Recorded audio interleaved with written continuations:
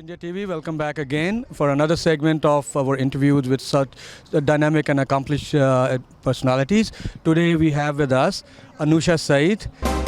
Actually, whatever introduction I gave for her, that I practically think is going to fall short of what she has done and delivered and done in this community. Anusha Saeed is a versatile personality. She's a speaker, she's a student, a wonderful student. Last year, during Insider's 13th Gala, and Anusha Saeed was the recipient of Rising Star of the Community Award. I think that was one of the million awards she got it for her. Today we have an opportunity to be in front of her and have her views on different topics. Anusha, welcome to our show. Thank you so much for having me. I love the South Asian Insider. I'm so excited to be speaking with you today. To begin with, tell us something about today's event, SAPAC Lunch for Young Leaders of Tomorrow. So the idea for today's lunch actually started 3 years ago. I spoke to my dad 3 years ago and told him, you know, it's so great that we're honoring South Asians, but we really need to focus on our youth. I mean, you have young kids too, and I have brothers and siblings who really need to get out and get involved in our community. And right now we have so many resources for our young kids. You know, in school we have several different clubs, sports that they could get involved in, so there really is no excuse for why the youth shouldn't be involved, especially the South Asian youth. You had to be here to see the energy and the excitement and all those young and intelligent kids who are going to make a difference in society tomorrow. It's going to be a beautiful, and the day is beautiful today. We are in beautiful Garden City right in front of Mint. Tell us something about SAPAC. Focuses on getting the South Asian community into the mainstream. We have a lot of volunteers who come out to our different events. We usually host one event per season, and especially during election time. And really we just focus on making sure that the elected officials understand the South Asian community and understand our needs and get involved and make sure that our voices are heard, because the South Asian community is growing so fast, especially here on Long Island. So I think it's very important for people to come out and join SAPAC and understand the different volunteer opportunities they have to really raise their voice in the community as well. That is so wonderful from somebody listening, having it firsthand from somebody so young and so talented. And this whole Young Leaders of Tomorrow idea came about.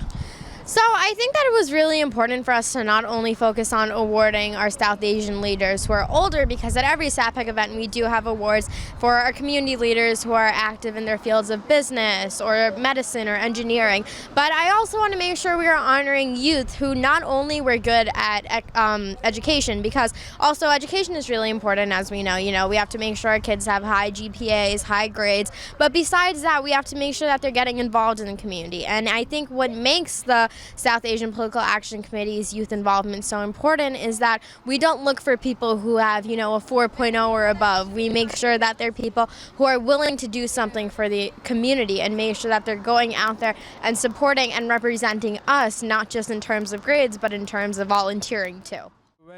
We all heard Zahid Sayed, the chairman of SAPAC, and fortunately he's your dad as well, saying that this is one of the few events, one of the only event actually, which honors the kids not on, as you said, not on GPA and other stuff, but their involvement in community and politics and other stuff. While I'm saying that, there are so many things you have accomplished in your life as well, so many awards, so many activities, so many clubs you have joined, and so many organizations you have served. Tell us a little. I know, like, if we go on with this, like there may be hours before we speak. Tell us a little highlight. And I also heard you're going to Congress as well for internship. Tell us something about that. So for me, it all started in SAPAC actually. 10 years ago, we were in a basement of a random building in Queens, and I spoke for the first time. I did the Pledge of Allegiance, which really didn't seem like much. And now I get to Mistress of Ceremonies, a lot of different events. So it just goes to show that you can start off really small, just like I did. You know, if you have kids who are interested in public speaking or singing, then bring them out to our events. We can have them do the national anthem, we can have do the Pledge of Allegiance, and soon they can become good public speakers from that, just as I did. And with my public speaking, I'm able to do so much more, because public speaking is really a key skill that you need for so many different careers and activities in your life. And from that, I actually did a fundraiser when I was in middle school where I raised $5,000 worth of school supplies for underprivileged kids in my own school. And now I serve as the founder of the Hunter College Circle K Club, and I will be interning in Capitol Hill this summer for Congress. So I move to Washington, D.C. next week. So we definitely need people who are here in Long Island during the summer volunteering, kids like me, since I won't be around anymore. There is achievement is like watching a 3-hour movie in a trailer, like 2-minute trailer. But it's again so wonderful. Like you also, while you accomplish the things for yourself, it's not only for yourself. She's also inspiring other kids as well. When we conclude this interview, I have one question. Where do you see yourself in next 5 years? And I also heard a little bit someone saying that, our kids are going to go for the public offices, which is such a wonderful initiative. Yes. Where do you see yourself, and what is your message for the young who were honored today?